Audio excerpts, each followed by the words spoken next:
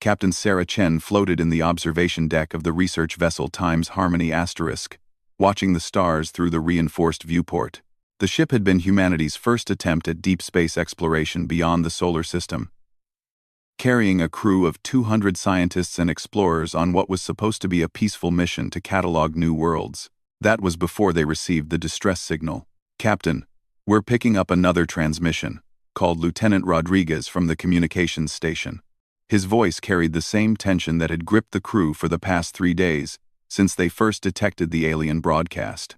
Sarah pushed off the wall and glided toward the bridge, her magnetic boots clicking against the metal deck as she activated them. The artificial gravity in this section was minimal to conserve power.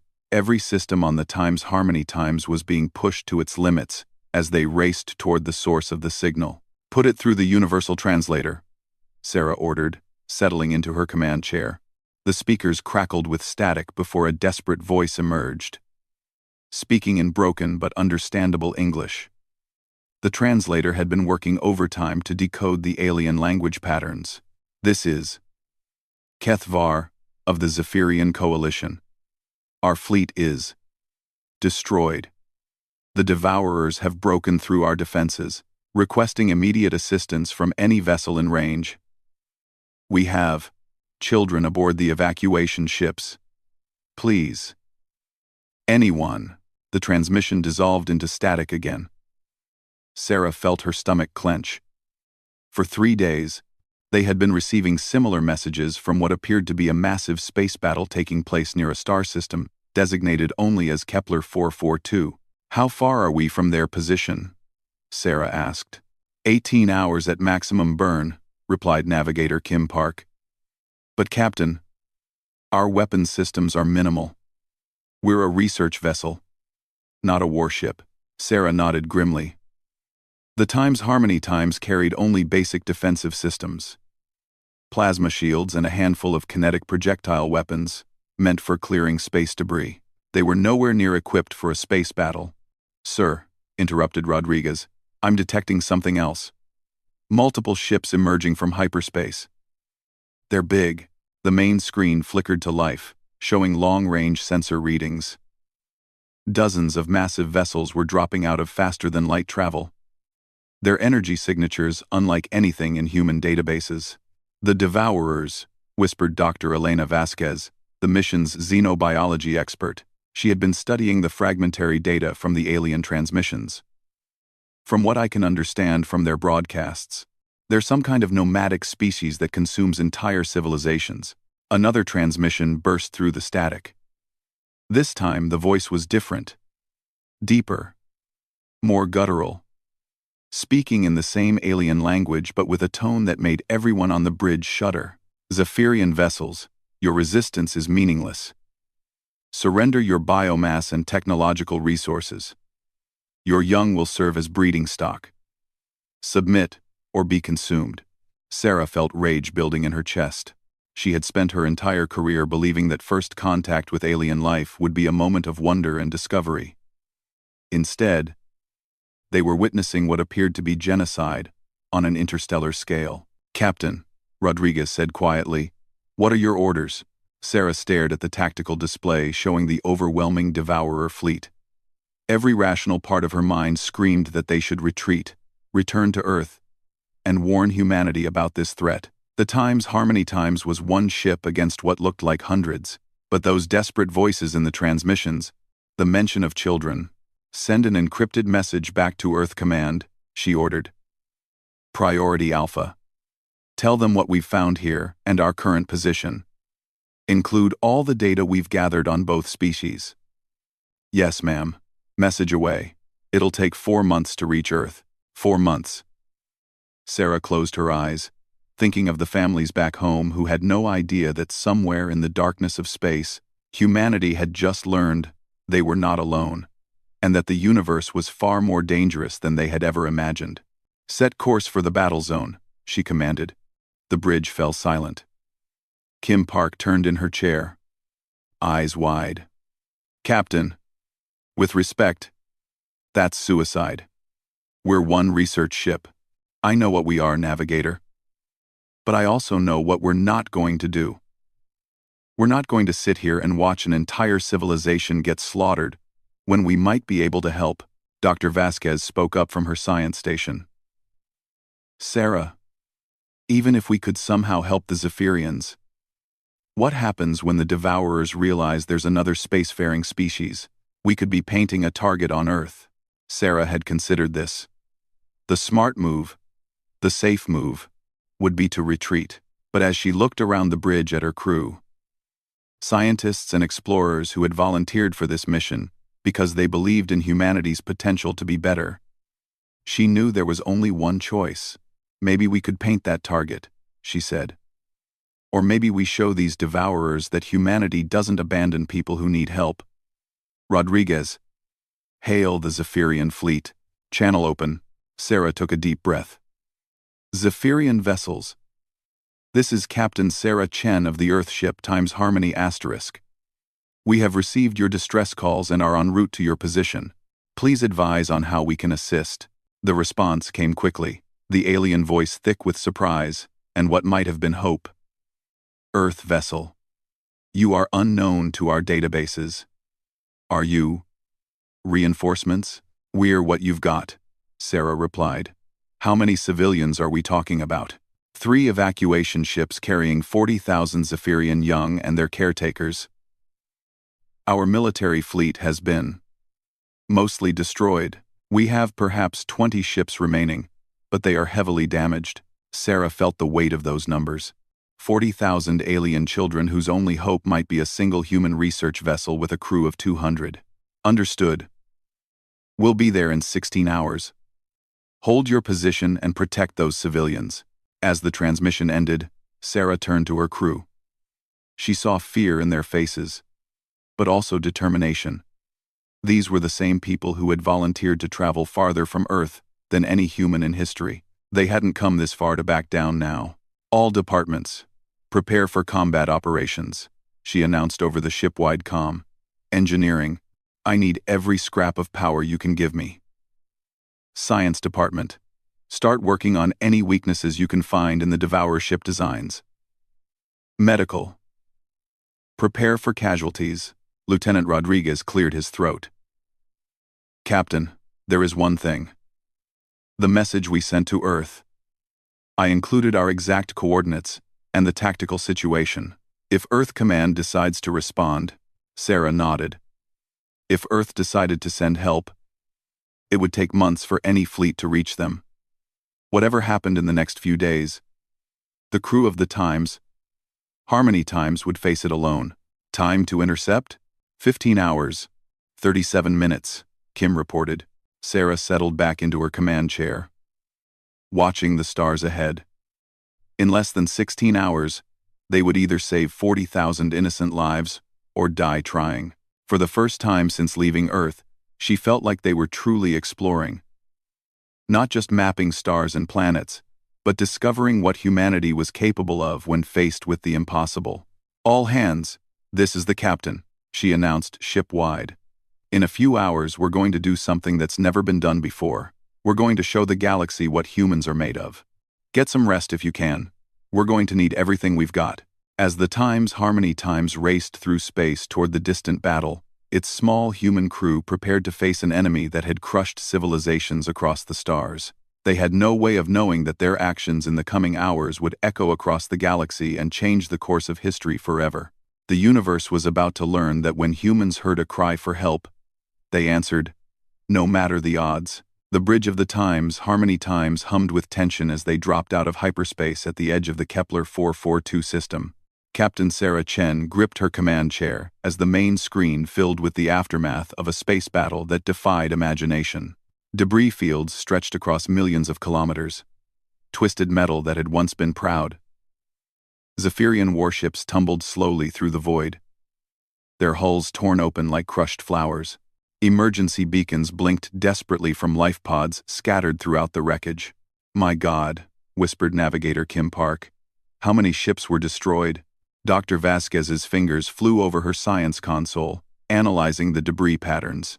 I'm reading the remains of at least 300 vessels. The Zephyrians put up one hell of a fight. There. Rodriguez pointed to the tactical display. I've got active Zephyrian ships. 23 vessels in defensive formation. Around 3 larger ships. The evacuation vessels were massive compared to the military escorts. Each one easily 3 times the size of the Times Harmony asterisk. They hung in space like wounded giants, their hull plating scorched and pitted from weapons fire. "Captain, I'm detecting over 200 Devourer ships," Kim reported, her voice tight with fear. They're harvesting the wreckage." Sarah's jaw clenched as she watched the enemy vessels. The Devourer ships were organic-looking things, like massive insects with crystalline growths along their hulls. Smaller craft moved between the debris fields, collecting metal and what looked like bodies. "Incoming transmission from the Zephyrian flagship," Rodriguez announced.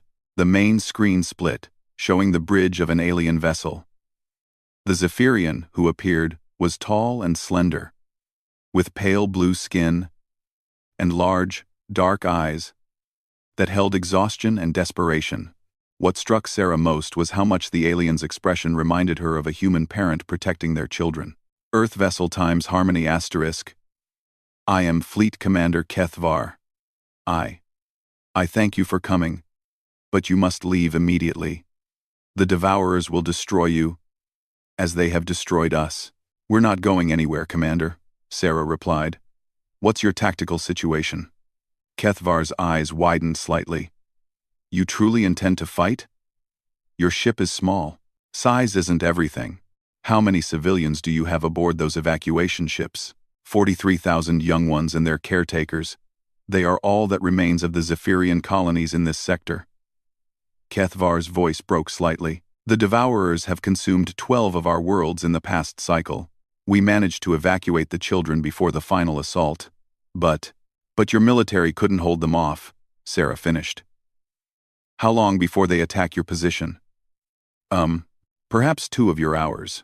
They are feeding first, gathering biomass and technology from our fallen ships." Sarah felt sick. The Devourers weren't just conquering these aliens. They were consuming them.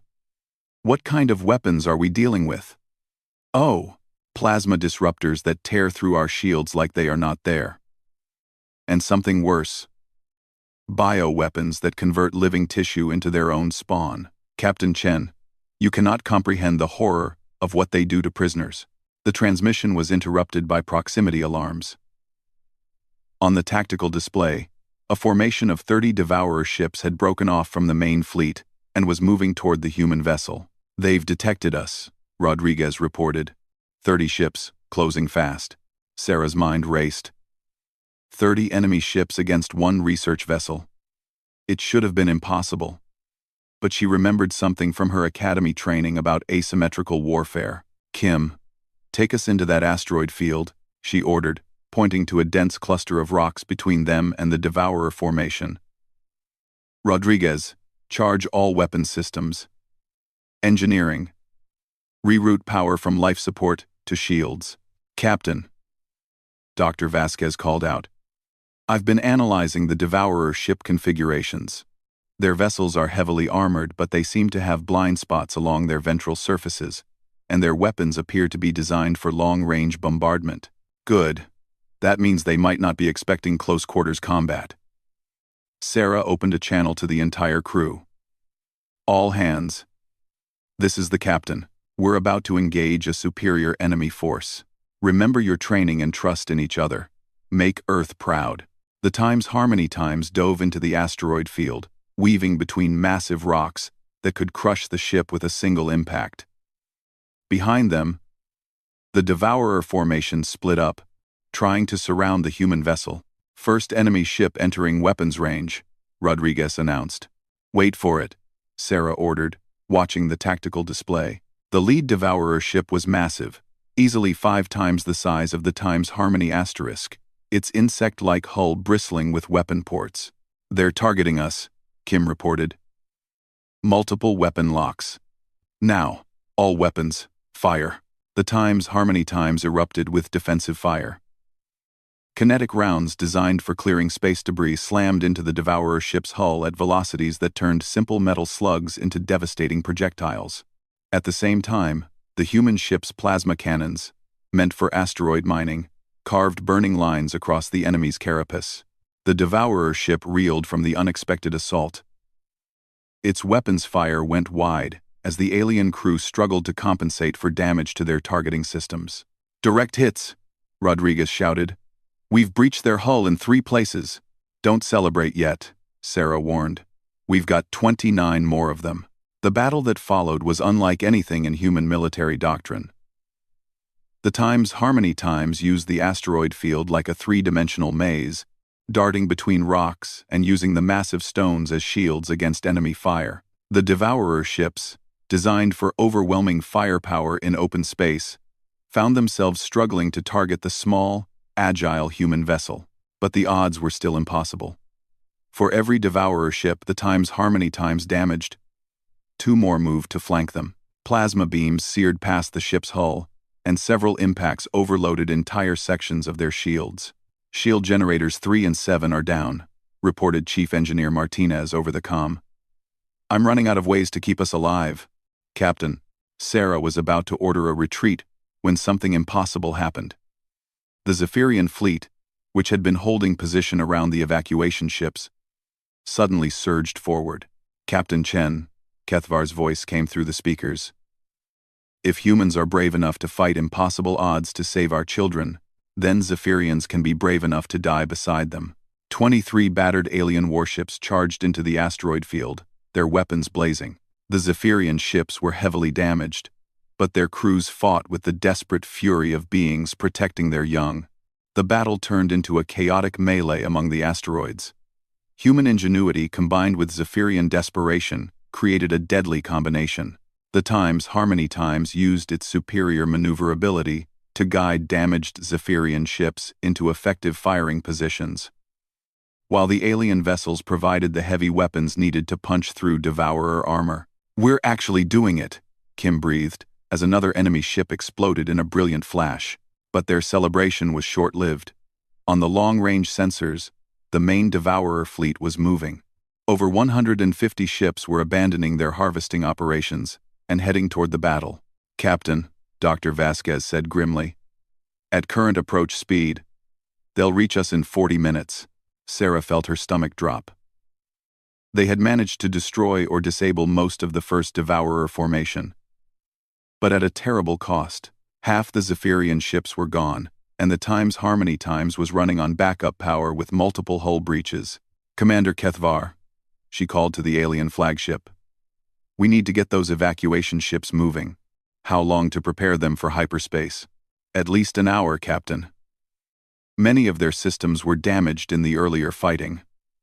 "Well, we said in an hour." They needed to hold off over 100 enemy ships for an hour, with what amounted to a crippled research vessel and a handful of damaged alien warships. "All ships, form up around the evacuation vessels," Sarah ordered. "We're going to buy them every second we can." As the surviving human and Zephyrian ships took defensive positions, Sarah found herself thinking about Earth. By now, her message had traveled less than 1/10 of the distance home. Earth had no idea that humanity had just fought its first interstellar battle, or that an enemy was coming that could consume entire worlds. "Rodriguez, send another message to Earth Command. Include everything we've learned about Devourer tactics and weaknesses. If we don't make it out of this, maybe the information will help." "Message away, Captain." Sarah looked at the tactical display showing the approaching enemy fleet. Each dot of light represented a ship capable of destroying cities. But as she watched her crew calmly preparing for what might be their final battle, she felt something she hadn't expected: pride. They had come to the stars as explorers and had become warriors, not for conquest or glory, but to protect innocent lives. Whatever happened in the next hour, they had proven that humanity would stand up to monsters, even when standing up meant certain death. "Captain," Kim said quietly, "long-range sensors are detecting something else. Multiple hyperspace signatures, emerging at the edge of the system." Sarah's heart skipped. "More Devourers? I don't know. The energy signatures are different. Bigger." On the main screen, space began to ripple and tear as massive shapes emerged from hyperspace. Ship after ship appeared, their hulls gleaming with unfamiliar designs. Sarah counted dozens, then hundreds. "My gods," breathed Kethvar over the open channel. Those are not devourer ships." As the new fleet took formation, Sarah realized they were looking at vessels from multiple alien species. Ships with different technologies, different designs, but all flying together under what appeared to be a unified command structure. A new transmission cut through the static, speaking in heavily accented but clear English. "Human vessel times Harmony asterisk. This is Admiral Thane of the Galactic Defense Coalition. We received your distress signal and have come to assist. Please stand by." Sarah stared at the screen in shock. "Our distress signal? But we never sent." Dr. Vasquez's face went pale as understanding dawned. "Captain, the message we sent to Earth. It wasn't just picked up by Earth Command. Every ship in local space with a communications array would have received it. The universe had heard humanity's cry for help and had come running. The tide of battle was about to turn in ways none of them could have imagined." Admiral Thane's fleet moved through space with the precision of a well-oiled machine. Captain Sarah Chen watched from the bridge of the Harmony Times, as hundreds of alien warships took battle formation, their diverse designs representing civilizations from across the galaxy. "Captain Chen," Admiral Thane's voice came through the speakers with a gravitas that spoke of countless battles. "We monitored your vessel's communications and combat effectiveness against the Devourer advance force. Impressive work for a single ship." Sarah felt overwhelmed. "Admiral, how did you get here so fast? Our message was only sent hours ago." The Coalition maintains listening posts throughout this sector. "When we detected both the Devourer incursion and humanity's first interstellar distress call, we mobilized immediately." There was a pause. "Your species' willingness to engage a superior enemy force to protect non-human civilians has been noted by the Galactic Council." On the tactical display, the massive Devourer fleet was approaching fast, but they had slowed their advance upon detecting the Coalition forces. Sarah could see why. Thane's fleet outnumbered them nearly 2-to-1 and included ship classes she couldn't begin to identify. "Admiral," came Kethvar's transmission from the Zephyrian flagship. "The Coalition arrives at our darkest hour. The evacuation ships carry the last of our children from 3-star systems." "We know, Commander. The Zephyrians have been allies of the Coalition for over 2 centuries. No member world stands alone against the Devourers." Sarah's mind reeled. A galactic coalition that spanned centuries, and humanity had just stumbled into it during their first deep space mission. "Captain Chen," Admiral Thane continued, "we would like to request your assistance in the coming battle. Your ship has proven effective against Devourer forces, and we could use every advantage. Our ship is a research vessel, Admiral.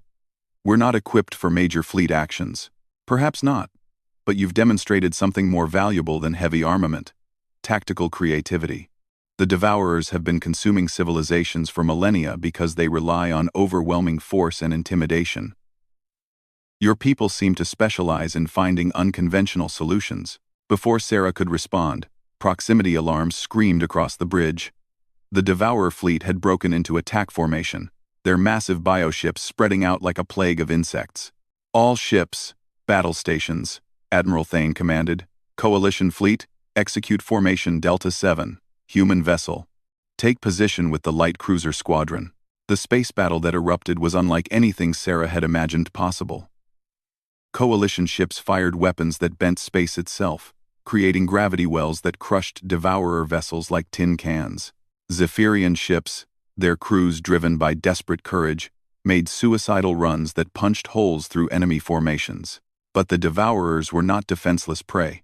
Their bioships regenerated damage at an alarming rate, and their weapons released clouds of organic matter that began converting damaged Coalition vessels into more Devourer ships. "Captain, Dr. Vasquez reported from her science station. I'm analyzing the Devourer bioconversion process. It's like a virus, but instead of infecting cells, it's infecting technology. Can you find a way to stop it?" "Maybe. I need to get closer to study the process."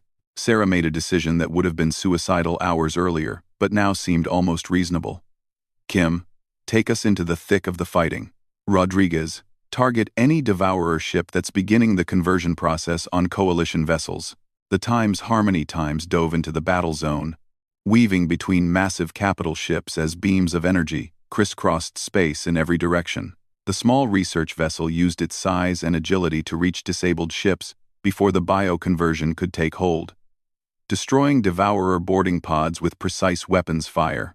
Got another one, Rodriguez reported as a cluster of organic pods exploded before they could attach to a Coalition cruiser. That's the fourth ship we've saved from conversion. Captain, Dr. Vasquez called excitedly. I think I've found something. The bioconversion process requires a specific frequency to maintain stability. If we could broadcast a counter-frequency. Do it. Vasquez's fingers flew over her controls, and suddenly the Times Harmony's Times communications array began broadcasting on multiple frequencies simultaneously.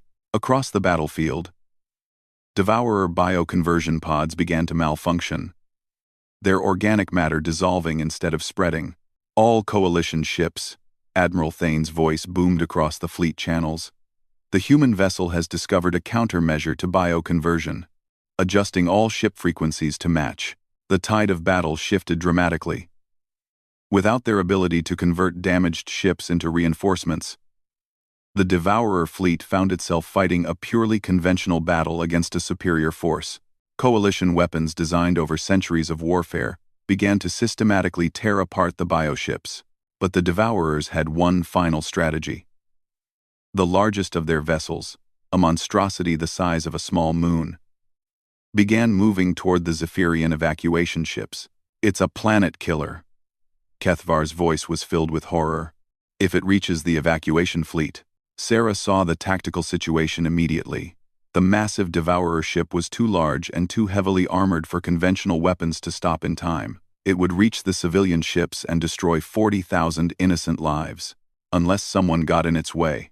Kim, set course for intercept with the planet killer. Maximum burn. The bridge fell silent. Lieutenant Rodriguez turned in his chair. Captain, that's suicide. We can't stop something that size. We don't have to stop it, Sarah replied. We just have to slow it down long enough for the Coalition fleet to get into position. Sarah, Dr. Vasquez said quietly.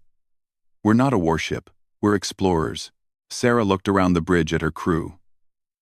Scientists and researchers who had volunteered for the greatest adventure in human history. They had come to study stars and planets, not to die in a battle against alien monsters. You're right, she said. We're explorers, and sometimes explorers have to make sure there's still something left to explore. Navigator Kim Park was the first to speak. Course laid in, Captain. Weapons charged and ready, Rodriguez added. All systems running at maximum efficiency, came Chief Martinez's voice from engineering.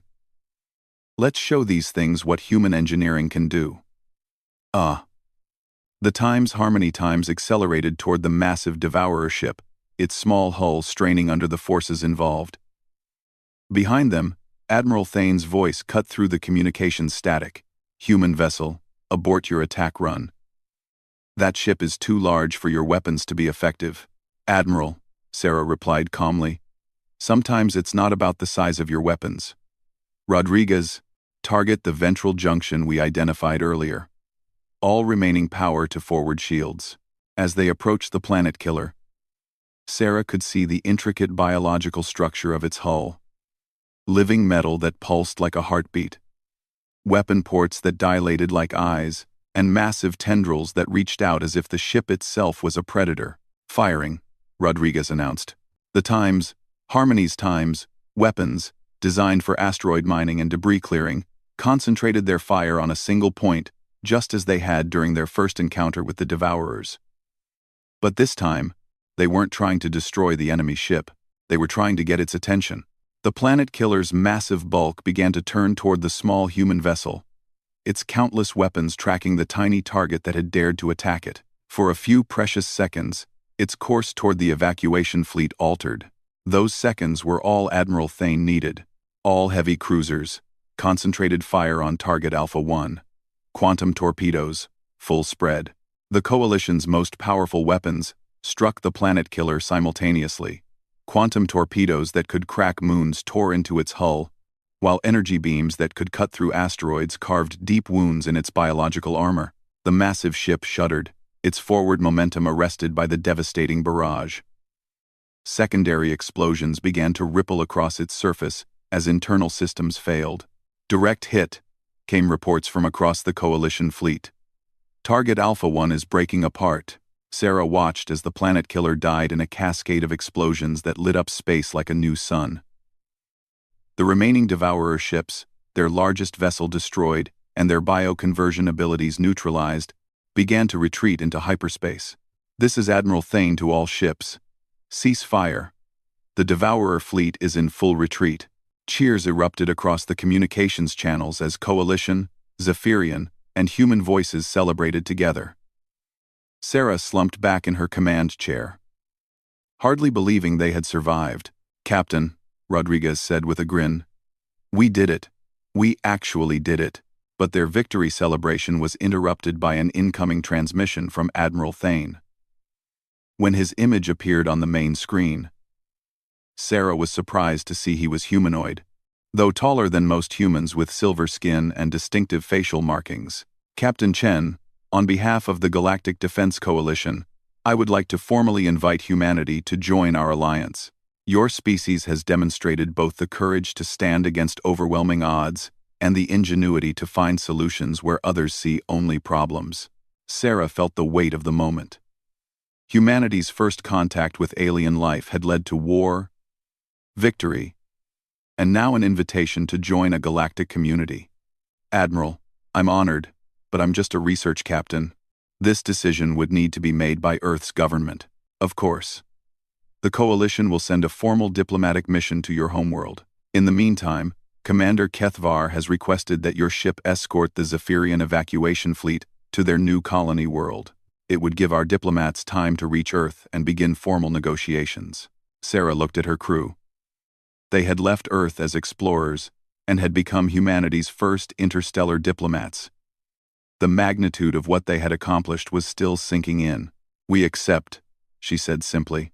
6 months later, the Times Harmony Times dropped out of hyperspace in Earth's solar system, accompanied by a small fleet of Coalition diplomatic vessels. The crew had spent their return journey learning about galactic politics, alien cultures, and humanity's place in a universe far more complex and dangerous than anyone had imagined. But they had also learned something else. In a galaxy full of ancient civilizations and powerful technologies, humanity brought something unique to the table. They brought the willingness to risk everything for strangers, the creativity to find solutions in impossible situations, and the stubborn refusal to give up when the odds seemed overwhelming. As Earth grew larger in the view screen, Sarah Chen smiled. They had gone to the stars to explore strange new worlds, and had ended up saving 40,000 alien children, defeating an ancient enemy, and earning humanity a place among the stars. It was, she reflected, a pretty good start. The universe had heard Earth's first cry for help, and had responded with friendship. Now it was time for humanity to join the galaxy and show what they could accomplish together. The age of human isolation was over. The age of galactic cooperation had begun, and it all started because one research ship crew decided that when someone calls for help, you answer, no matter how impossible the odds might seem.